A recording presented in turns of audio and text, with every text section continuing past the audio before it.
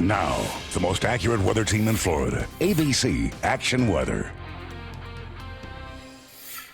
How you doing, everybody? Still tracking Hurricane Matthew. The threat to Florida obviously winding down after some significant damage from Melbourne, Daytona. St. Augustine got hit really hard, as did Jacksonville.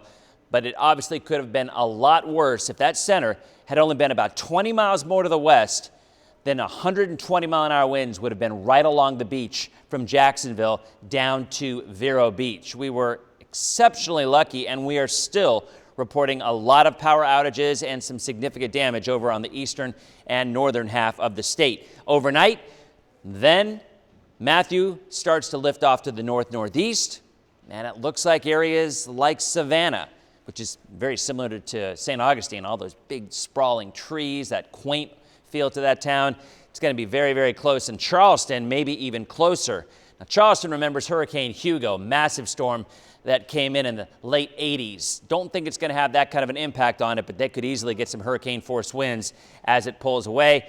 The Hurricane Center curving away from the Carolinas, maybe flirting with the Outer Banks, though, before it does start to turn as a minimal hurricane.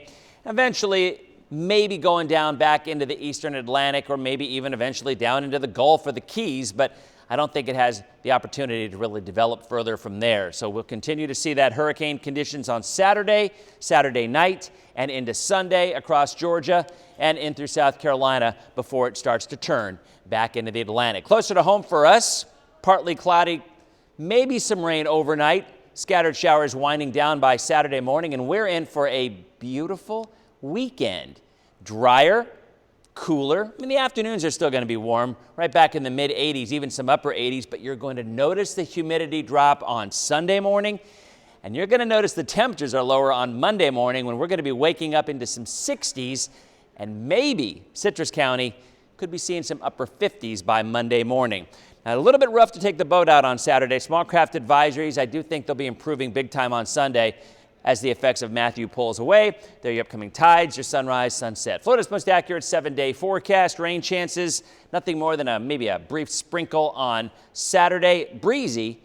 And then as Matthew pulls away, Sunday looks about as nice as it could get. Monday, cooler in the morning, highs 83. And then back into the mid 80s by the rest of next week.